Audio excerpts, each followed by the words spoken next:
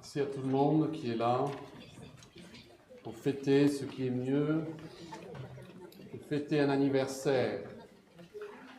Chaque anniversaire, mon papa aimait nous dire, même quand on était petit, on aimait bien nos anniversaires, il disait « Les anniversaires, c'est bien, mais si tu en as trop, ça va te tuer. » Et ça nous amène un jour plus près de la mort. Mais quand nous fêtons la résurrection des morts, nous fêtons une vie qui n'a tout simplement pas de fin. Je vous invite pour notre méditation de revenir en 1 Corinthiens 15, que vous avez déjà entendu lu. 1 Corinthiens chapitre 15. Et je vais lire les premiers 5 versets. Écoutons la parole de Dieu. L'apôtre Paul parle aux Corinthiens, il dit « Je vous rappelle, frères, l'évangile que je vous ai annoncé, que vous avez reçu, dans lequel vous avez persévéré, par lequel vous êtes sauvés. Si vous le retenez dans les termes où je vous l'ai annoncé, autrement vous auriez cru en vain. Je vous ai enseigné avant tout, comme je l'avais aussi reçu. » Et maintenant, il va détailler ce qu'il appelle l'évangile au verset 1. Qu'est-ce que c'est l'évangile ou la bonne nouvelle ? C'est que Christ est mort pour nos péchés selon les Écritures. Il a été enseveli. Et il est ressuscité le 3e jour selon les Écritures, et il est apparu à Céphas, puis aux 12, etc. Alors l'évangile, la bonne nouvelle, n'est pas une philosophie. Il ne s'agit pas d'un système de pensée élaboré par des hommes. Ce n'est pas une réflexion abstraite sur la vie. L'évangile n'est pas non plus une simple morale, comme un ensemble de règles qu'il faut suivre. Ce n'est pas une religion basée sur les efforts humains. Ce n'est pas une expérience émotionnelle qui est subjective et qui se passe à l'intérieur de nous. C'est l'évangile. Non, ce n'est pas ça. Ce n'est même pas une tradition culturelle qui est transmise de génération en génération. L'évangile est avant tout, il faut retenir ce fait, c'est avant tout un fait historique. L'évangile est avant tout un fait historique. C'est l'annonce que Dieu a accompli quelque chose dans l'histoire. L'évangile, donc, n'est pas quelque chose que nous faisons, mais quelque chose que Dieu a fait et que nous sommes appelés à croire. Et dans le texte que nous venons de lire, c'est très important de noter qu'il y a 2 paires d'événements historiques dans la révélation que la Bible nous donne ici de l'Évangile. Le premier élément historique de chaque paire est introduit par la phrase « selon les Écritures ». Ça mérite même d'être souligné si vous ne l'avez pas déjà fait. Regardez au milieu du verset 3, 1 Corinthiens 15, verset 3. « Christ est mort pour nos péchés selon les Écritures », voyez ? Et puis regardez au milieu du verset 4, « Il est ressuscité le 3e jour selon les Écritures ». Donc ça, c'est le premier élément de chaque paire. Et puis le deuxième élément historique dans chaque paire est quelque chose qui est associé au premier événement et qui sert de preuve. Alors regardez encore le texte devant vous. Il dit verset 3, « Je vous ai enseigné avant tout, comme je l'avais aussi reçu, que Christ est mort pour nos péchés. » Et de pair avec ça, qu'est-ce qu'il dit ? Il a été enseveli. Ça fait partie de la bonne nouvelle. Alors il faut savoir que la mort par crucifixion était la mort la plus atroce qu'on pouvait imaginer à l'époque. C'est pourquoi on le faisait. D'ailleurs, si on était citoyen romain, c'était interdit, malgré nos crimes, d'être puni par la crucifixion. Mais même si les soldats romains étaient des maîtres de crucifixion, ils n'allaient jamais jusqu'à enterrer volontairement des personnes vivantes. Donc si Jésus a été enseveli, c'est que les Romains, experts en exécution, s'étaient assurés de manière certaine qu'il était bien mort. C'est la preuve qu'il est réellement mort. l'exécution typique comme la crucifixion, en fait, était conçue pour amener la mort à la personne. Et dans le cas de Jésus, c'est souligné plusieurs fois. En Jean, vous n'avez pas besoin de me chercher, mais en Jean chapitre 19, les soldats confirment sa mort. Au verset 23, ils disent, le texte dit ceci, ils constatèrent qu'il était déjà mort. Ça parle des soldats. Ils savent de quoi ils parlent. Et ils ont constaté que Jésus était déjà mort. Puis le verset suivant dit, l'un des soldats lui enfonça sa lance dans le côté, donc pour s'assurer encore plus. Et puis le verset suivant dit, c'est Jean qui parle, celui qui rapporte ces faits les a vus de ses propres yeux. Donc nous avons, en plus du témoignage des soldats, nous avons le témoignage apostolique de la mort de Jésus-Christ. Et plus tard, dans le paragraphe suivant, nous lisons sur verset 38, « Après ces événements, Joseph de la ville d'Arimathée alla demander à Pilate la permission d'enlever le corps de Jésus. » Donc ce n'était seulement après toutes ces vérifications que, comme dit le verset 4, il a été enseveli. Jésus est réellement mort. Et il y a encore des personnes aujourd'hui qui prétendent, il y a encore des religions même qui insistent, qu'il n'est pas mort. Mais non, il est réellement mort. Donc, il y a cette première paire, la mort de Jésus, avec la preuve qui est l'ensevelissement. Et puis, notez maintenant le deuxième fait. Il dit, je reprends au milieu du verset 3, « Christ est mort pour nos péchés selon les Écritures et il a été enseveli. » Première paire. Et puis quoi? Il est ressuscité le troisième jour selon les Écritures. Et ce qui suit est l'événement associé qui sert de preuve. C'est quoi au verset 5? Qu'il est apparu. Après avoir été enseveli, il est apparu. Et puis on nous donne toute une liste de personnes à qui Jésus est apparu. À Céphas, puis aux 12, et ça continue. Donc, première partie, j'ai décidé de vous donner ce qui sont les trois preuves. Il y a certainement d'autres, mais typiques, que nous voyons dans la Bible, qui nous assurent que Christ est ressuscité des morts. La Bible présente au moins trois sortes de preuves pour la résurrection historique de Jésus d'entre les morts. Et le premier, c'est la réalité du tombeau vide. Ça, c'est quelque chose à constater tout simplement.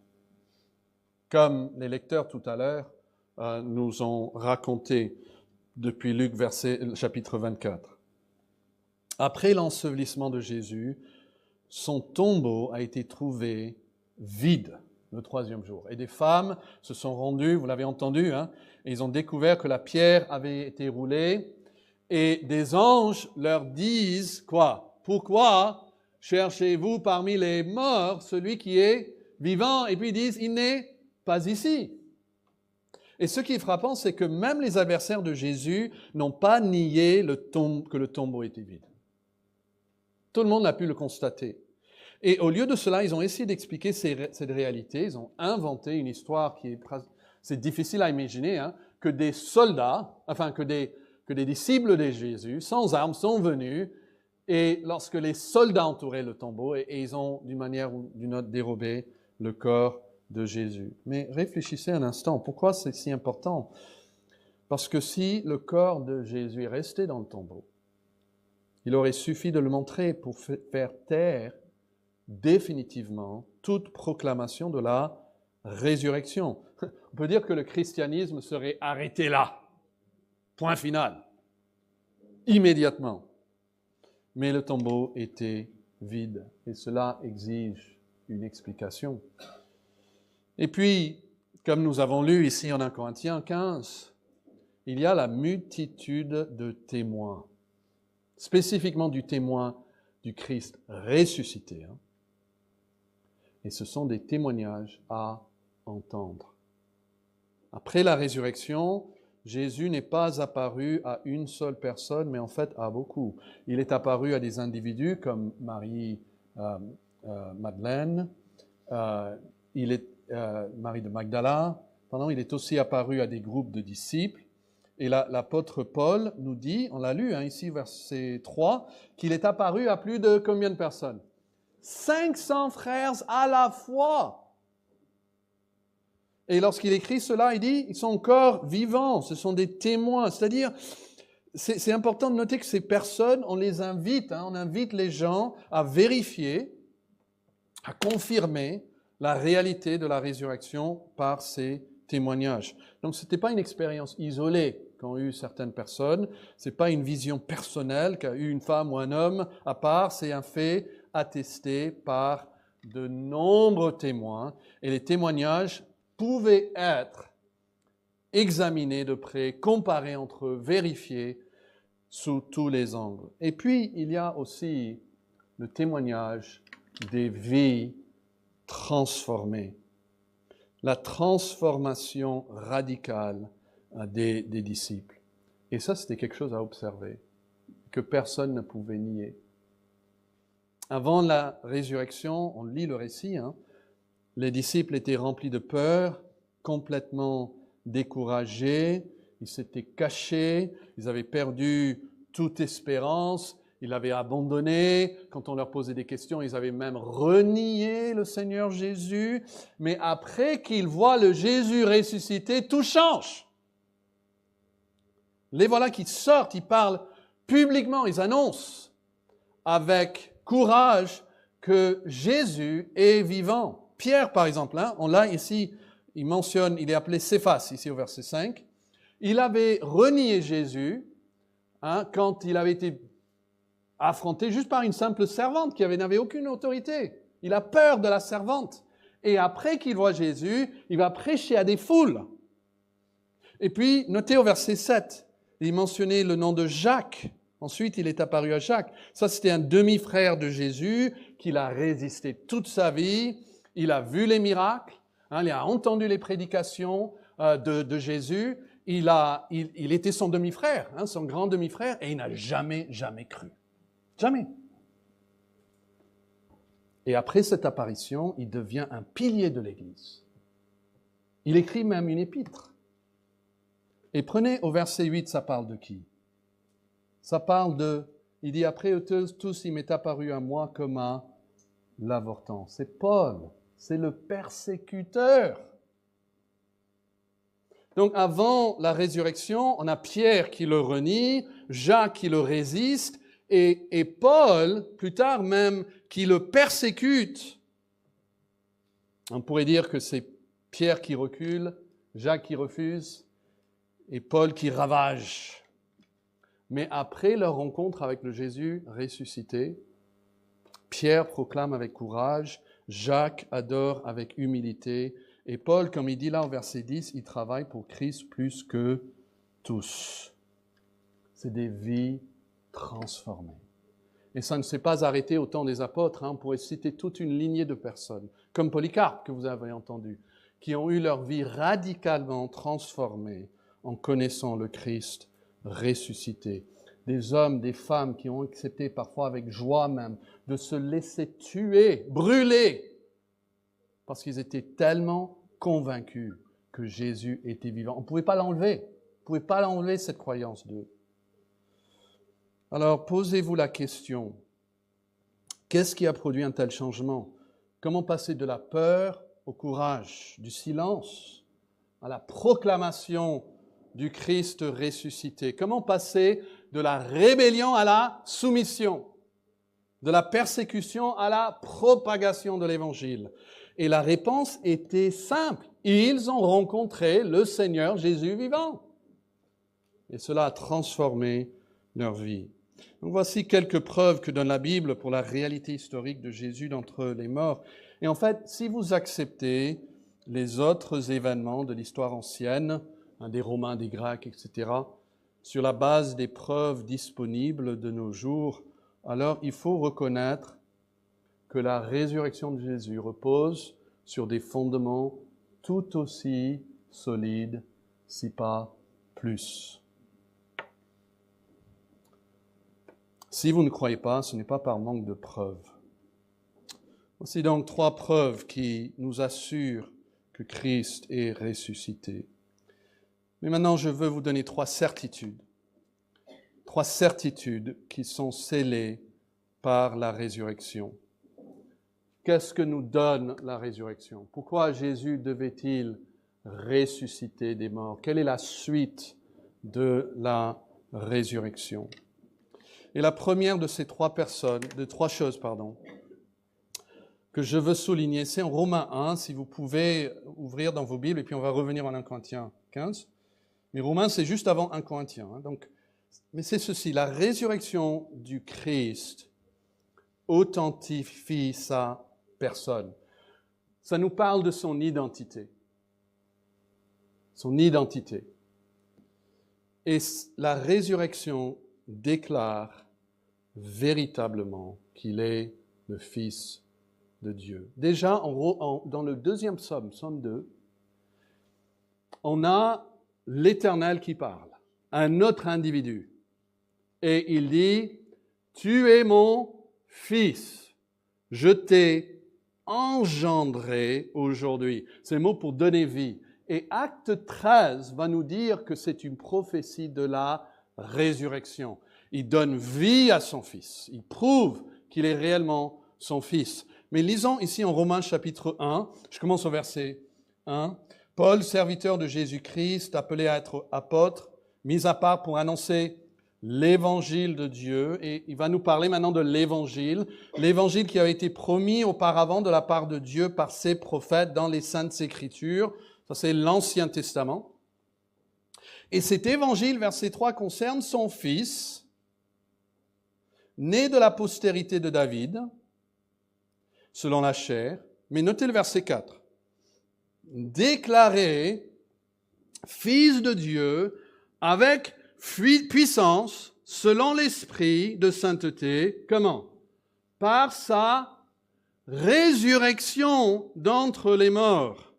Jésus-Christ, comme a dit Polycarpe, Jésus-Christ notre Seigneur, déclaré avec puissance par sa résurrection, Fils de Dieu. Alors, Jésus n'est pas devenu Fils de Dieu, attention, lorsqu'il fut ressuscité. Il a toujours été Fils de Dieu. Alors, peut-être un mot sur le titre Fils de Dieu, parce que ça crée beaucoup de confusion. Je ne sais pas dans votre esprit, mais même parmi les musulmans, même ceux qui désirent sincèrement comprendre le christianisme, ils ont du mal. Est-ce que Dieu a engendré? Est-ce qu'il a eu un enfant?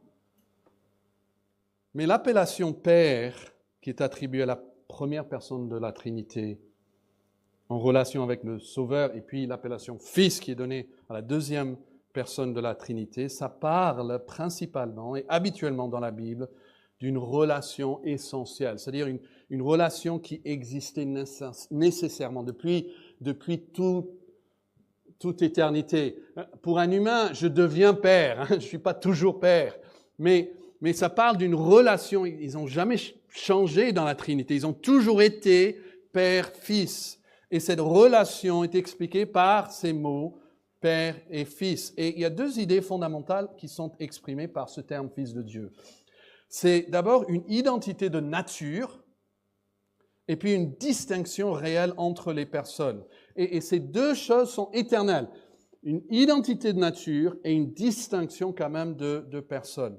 Autrement dit, le Père et le Fils sont distincts, mais ils partagent pleinement la même nature. Et en fait, ces deux idées sont exprimées dans le tout premier verset de l'Évangile de Jean, où le Fils de Dieu est appelé la parole, et il dit « Au commencement était la parole, et la parole était avec Dieu », une certaine distinction, et la parole était Dieu, la même nature.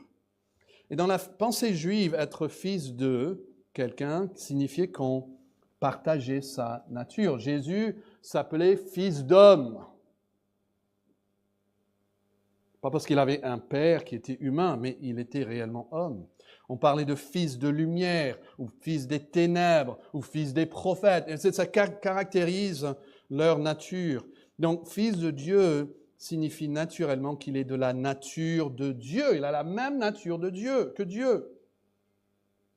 Il partage une identité de nature. Et Jésus lui-même l'a revendiqué. Il a dit, en Jean 10, verset 30, il a dit, « Moi et le Père, nous sommes un. » Et les Juifs répondirent, juste après, « Parce que toi, tu es un homme, tu te fais Dieu. » Vous voyez? Ils ont compris.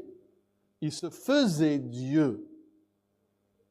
Donc bibliquement, fils de Dieu ne signifie pas que Jésus est une créature simplement envoyée. Ce signifie qu'il est distinct du Père. Il n'est pas le Père n'est pas le Fils, mais ils ont la même nature ensemble. Ils partagent pleinement tout ce que Dieu est. Donc la résurrection n'a pas créé le Fils, mais la résurrection l'a déclaré. Vous voyez ça au verset 4? C'est ça qu'il est dit. Il est déclaré puissamment qu'il est le Fils de Dieu. Une autre traduction dit, il a été déclaré Fils de Dieu avec puissance lorsque le Saint-Esprit l'a ressuscité des morts. C'est le même mot qui est utilisé en Actes 17, verset 31, en parlant de la résurrection. Et Paul dit que Dieu jugera le monde selon la justice par l'homme qu'il a, et c'est ce mot-là, qu'il a désigné, et ceux dont il a donné à tous une preuve certaine en le ressuscitant des morts. Il est désigné. En le ressuscitant des morts, il est désigné comme étant le Fils de Dieu.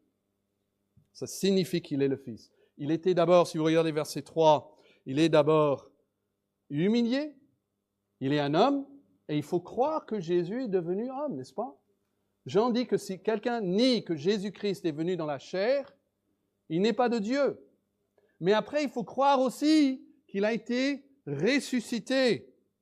Et en fait, c'est ce que dit plus tard Romains chapitre 10, verset 9. Si tu confesses de ta bouche le Seigneur Jésus-Christ et si tu crois dans ton cœur que Dieu l'a ressuscité des morts, tu seras sauvé. Il n'y a pas de salut sans la croyance dans la résurrection. Donc la résurrection est une puissante, une éclatante démonstration de sa qualité de Fils de Dieu. Ça parle de son identité. Mais la deuxième chose ici, que ça parle de son œuvre.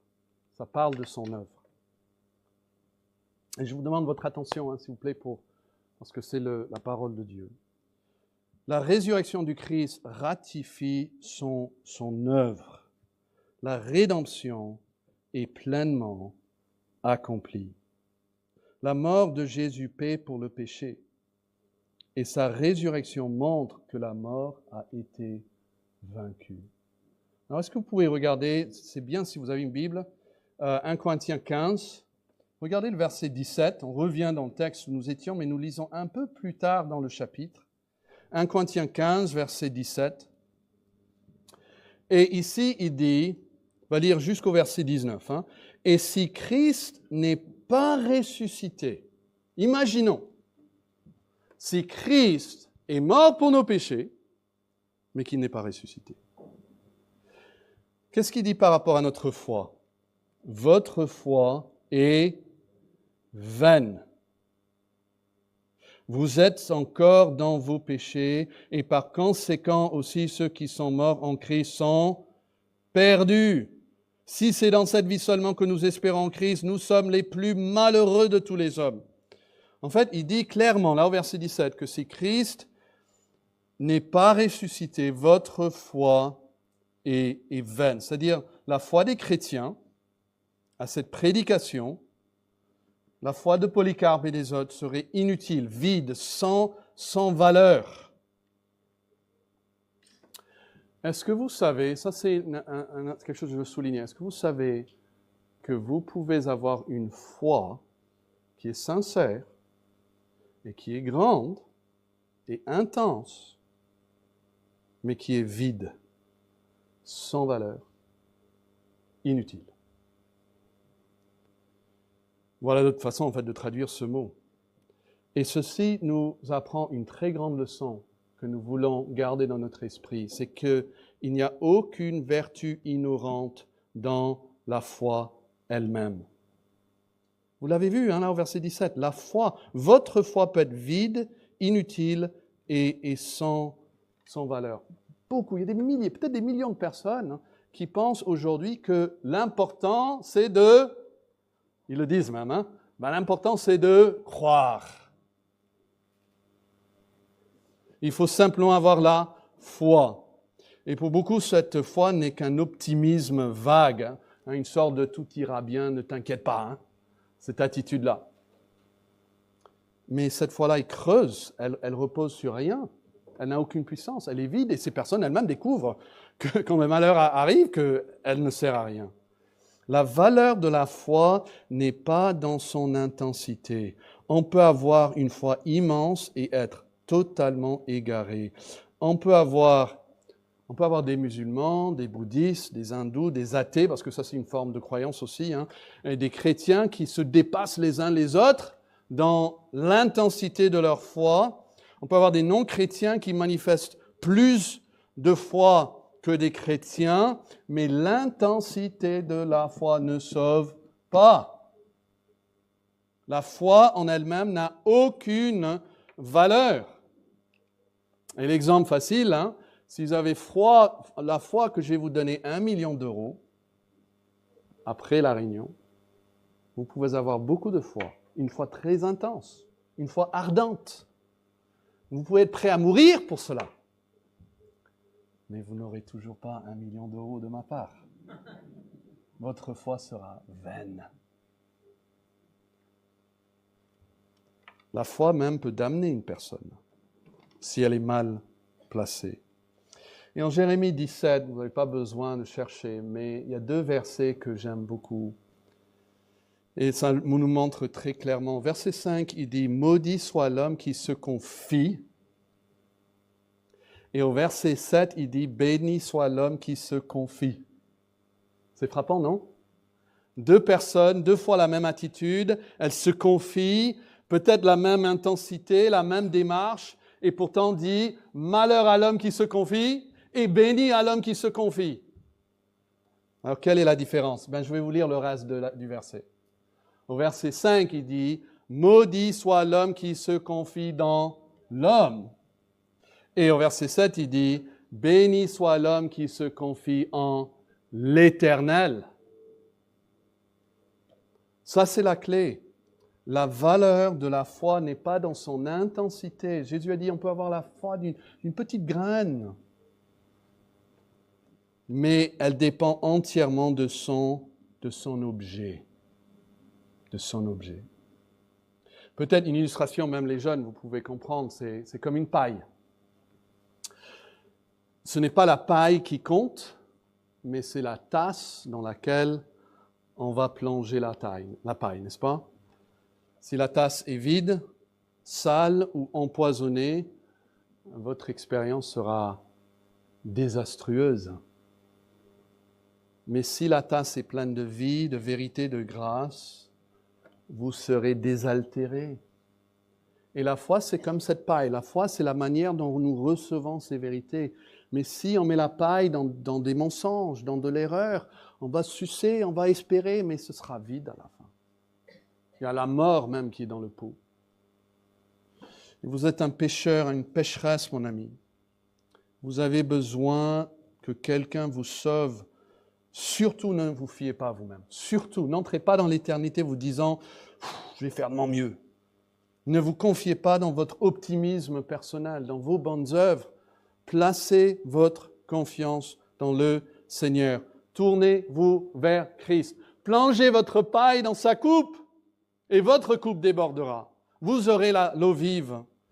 La résurrection du Christ ratifie son œuvre. Ça déclare que la rédemption est pleinement accomplie. La Bible dit que la mort n'a même pu retenir son poids. Il a tout payé. Tout payé. Et là, quand il sort de la mort, c'est pour démontrer, en fait, que la mort ne peut plus le retenir. La mort ne peut plus dire, mais tu n'as pas encore tout payé, il y a encore quelque chose à payer. Non, il n'y a rien à payer. Christ a tout payé. Et il a payé pour nous. Et finalement, la résurrection du Christ, inaugure l'espérance de son peuple. La vie future est assurée. Donc elle nous parle premièrement de son identité, de sa personne en tant que fils de Dieu. La résurrection nous parle de son œuvre, que le Seigneur a bien reçu en fait tout ce que Christ l'a fait. Il l'a élevé dans la gloire. Mais la résurrection aussi nous parle de notre avenir, de son peuple, on peut dire. Et puisque vous êtes en 1 Corinthiens 15, regardez à partir du verset 20. En verset 19, on a lu que, voilà, si c'est dans cette vie seulement que nous espérons en Christ, nous sommes les plus malheureux de tous les hommes, s'il n'y a pas de résurrection. Mais, qu'est-ce qu'il dit au verset 20? Mais maintenant, Christ est ressuscité des morts. Et quelle est la première chose qu'il va souligner par rapport à la résurrection des morts? Il va souligner qu'il est les prémices. Alors, prémices, c'est une image. Prémices, c'est les premiers fruits. On est ici où on commence à voir les bourgeons et les fleurs qui sortent et puis les fruits vont venir dans leur saison. Et si vous sortez et vous voyez une pomme, qu'est-ce que ça veut dire? Qu'est-ce que ça vous dit par rapport à tous les autres fruits que cet arbre va produire? Ça va produire d'autres pommes, même de la même couleur. On a différentes sortes de pommes. Et la première chose que l'Esprit veut souligner pour nous, c'est quand Christ est ressuscité des morts, il était le premier fruit. Il est le prémisse. Et il indique en fait qu'il y aura beaucoup d'autres fruits qui seront semblables à lui. Regardez le texte encore. Mais maintenant, verset 20, Christ est ressuscité des morts. Il est les prémices de ceux qui sont morts. Ça parle de tous les autres croyants. Et après cette explication, verset 21, car puisque la mort est venue par un homme, ça c'est Adam, on a entendu ça vendredi soir, c'est aussi par un homme, deuxième Adam, Jésus-Christ, qu'est venue la résurrection des morts. D'accord, mais est-ce que la mort d'Adam est restée pour lui seul ou est-ce qu'il a passé aux autres? Et est-ce que la résurrection de Christ est restée pour lui seul ou est-ce qu'il a partagé avec d'autres? Regardez le verset 22. Et comme tous meurent en Adam, vous voyez, la mort est venue par un homme et tous meurent en lui. Qu'est-ce qu'il dit après au verset 22? De même aussi, tous revivront en Christ. Christ, sa résurrection, comme la mort d'Adam, il a partagé avec son peuple, qui était tout le monde, Christ aussi a partagé la vie avec son peuple. Tous ceux qui sont en Adam meurent, mais nous sommes nés en Adam. Mais tous ceux qui sont en Christ revivront. Si vous faites partie de cette nouvelle humanité, si vous êtes en Christ, vous allez vivre votre corps. Regardez un peu votre main. Vous allez la voir pendant l'éternité. Elle sera ressuscitée. Pas juste recréée, ça c'est pas une nouvelle création, mais ressuscitée. Alors ne vous inquiétez pas, la Bible dit aussi nous serons tous changés, n'est-ce pas? Donc, si vous avez des inquiétudes, tous ces défauts vont disparaître. Nous aurons un corps, la Bible dit, qui pourra vivre dans cette nouvelle atmosphère qui sera le ciel lorsqu'il vient sur terre pour l'éternité, qui ne mourra jamais. Mais nous serons ressuscités. Vous savez, ça, on parle parfois de l'évolution de la religion. Si vous allez à l'université ici à Paris, ils vont vous expliquer la religion, même au lycée, que ça s'explique par une évolution en fait. Il y a eu certaines croyances, puis ça passait d'autres croyances, et on peut toujours tirer une trace. Mais en fait, c'est faux. La résurrection des corps n'était pas une évolution, où on voit ça dans d'autres religions. C'était inimaginable que le corps d'une personne soit ressuscité. Quand Paul parle de cela à Athènes, c'est là, on l'arrête tout net. On ne peut plus. Quand il parle de la résurrection, ils ne peuvent même pas l'imaginer, le concevoir. C'est Christ qui l'a révélé.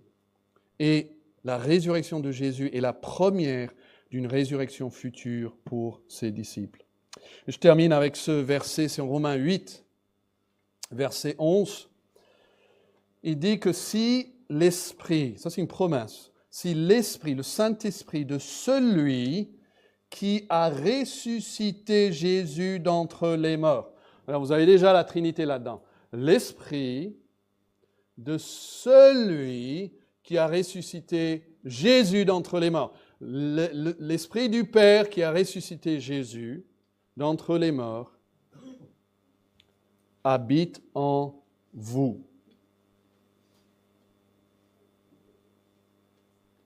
Alors, celui qui a ressuscité Christ d'entre les morts rendra aussi la vie à vos corps mortels. À vos corps mortels.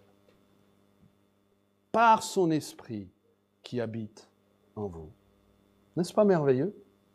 Si le Saint-Esprit a pris sa demeure en moi, ce corps, il dit, c'est comme le corps de Christ, ça ne peut pas rester pour l'éternité sans être ressuscité.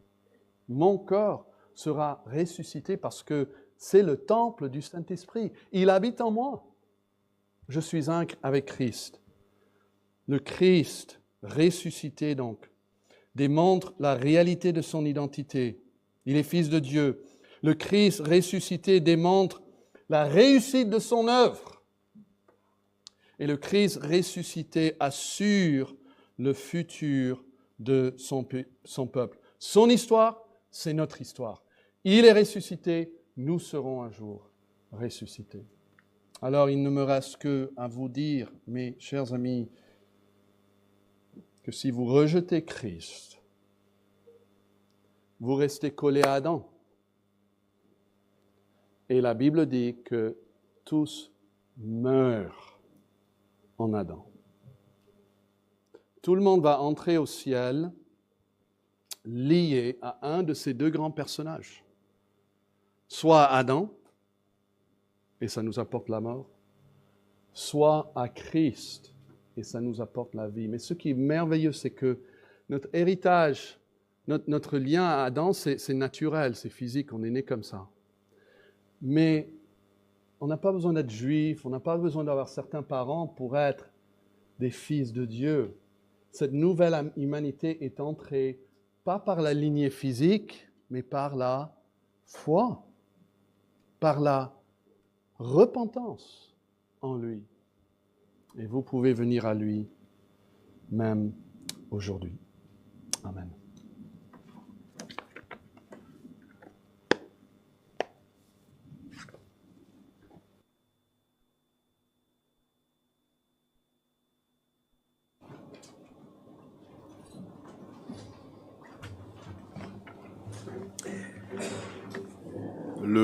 Le grand danger que l'on court souvent, c'est de faire peu de cas de ce que nous entendons parfois de la parole de Dieu.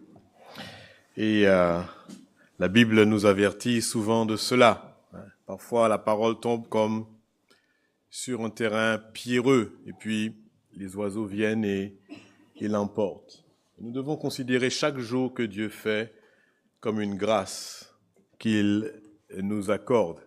Et chaque fois que nous pouvons entendre sa parole prêchée, c'est une grâce qu'il nous fait aussi. Et il y a un passage dans l'Écriture qui dit ceci, dans Hébreux chapitre 12 et au verset 25, qui dit « Gardez-vous de refuser d'entendre celui qui parle, car si ceux-là n'ont pas échappé, qui refusèrent d'entendre celui qui publiait les oracles sur la terre, combien moins échapperons-nous si nous nous détournons de celui qui parle du haut des cieux. » Chaque fois que la parole de Dieu est prêchée fidèlement, c'est Dieu lui-même qui nous parle du haut des cieux. Et nous devons prier pour que ces paroles que nous avons entendues, même encore ce matin, puissent pénétrer nos cœurs, transformer nos vies, venir à Christ dans la repentance, si nous ne l'avons encore fait.